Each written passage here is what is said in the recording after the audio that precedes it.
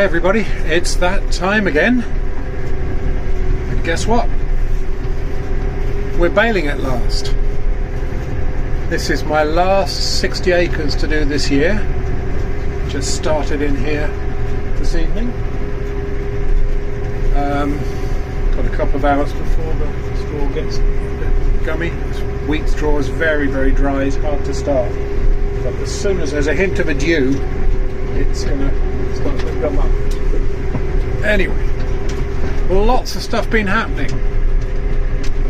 3,000 subs. Now, who'd have thought? Who would have thought that 3,000 people would actually want to watch what I do? There's a thing.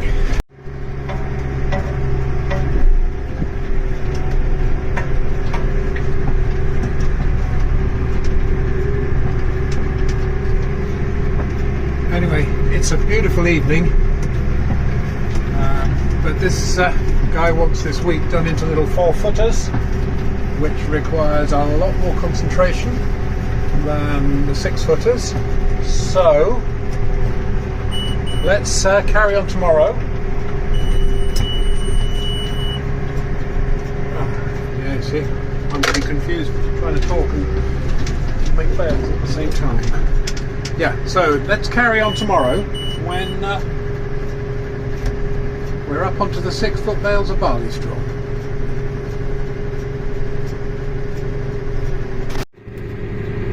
Yeah, look at that. I actually get paid to do this.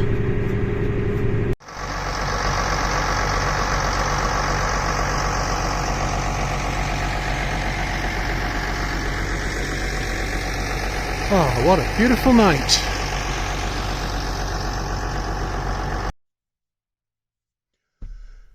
Well, here we go again.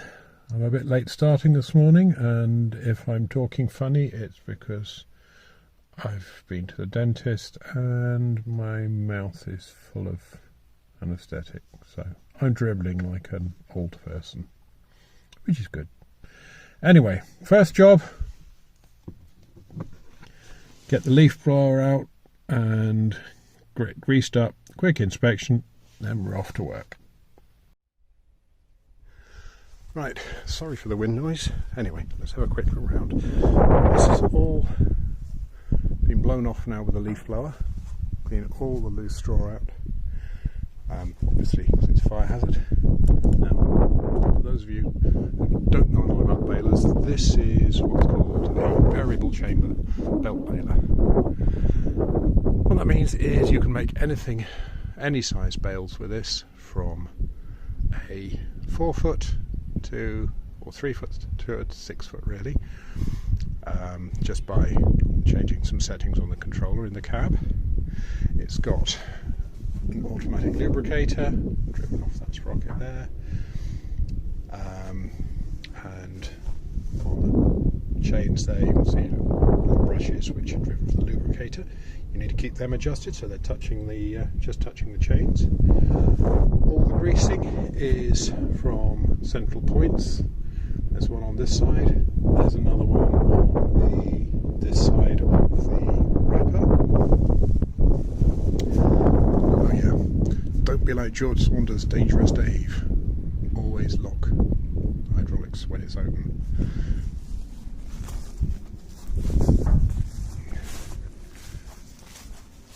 On this side you've got your other grease points, and again some little brushes from the lubricator, all nicely adjusted. Yeah, and again the reason why you always lock it and you don't work in here when it's running is because if this fell down while those belts are moving, it will just rotate you round and round until you're mashed up and not much more than soup. So it's always best not to do that. That's a starter roller. In there you can see that's called the rotor feed. Means you can bale pretty much anything through there. This one has also got a drop floor. Some models for silage you can have a row of knives in there with a rotor feed, but this is a straw one and has a drop floor, so if you do get a blockage you just drop the floor out. reverse backwards, pull the floor up again, and away you go. Pretty simple. For those of you who do know a bit about balers, it's a John Deere 550 with some nice curved side panels on it. There's the wrap mechanism up there, net wrap. There is no string on these, it's net wrap only, and yep, they are very, very simple. Okay, just a quick look at the control box on here. On-off switch, choose between string and net, which we don't have on this one. That's engaging the knives, that's the drop floor, string spacing, quantity of net wrap, whether we've got a hard or a soft centre bale, that's the bale counter, and the indicator that shows the progress of the bale and whether the back door's open and all of that good stuff. Anyway, tractor's greased and fueled up, air conditioning is charged, baler is greased and ready to go, so let's go make some bales.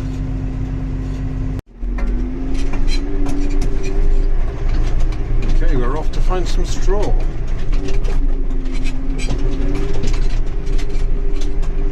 There should be some down here. I think I've got about 50 acres to do, which hopefully I will finish today if I can get a good go at it.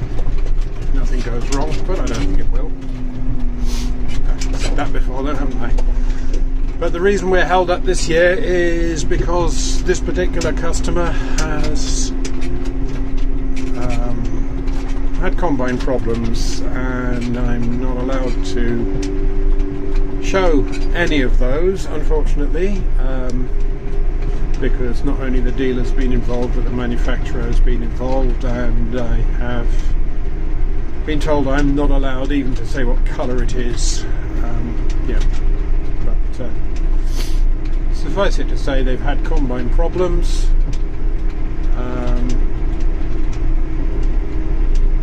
Difficult to say what's caused it, but anyway, moving on from that, it's finally resolved, we hope, and yeah, got the last 60 or so acres to do.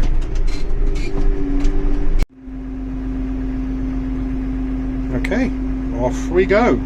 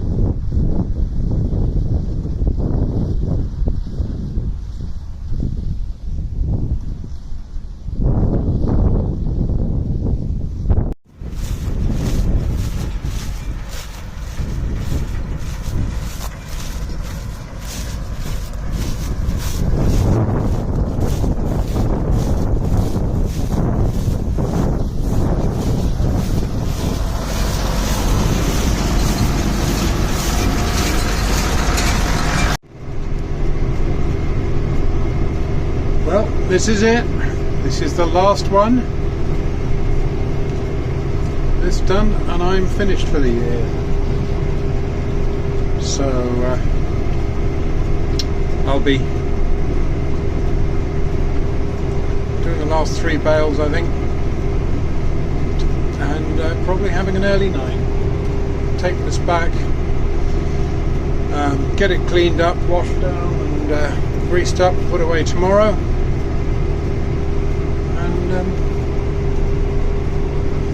Yeah, that will be that for a year. Another year baling gone.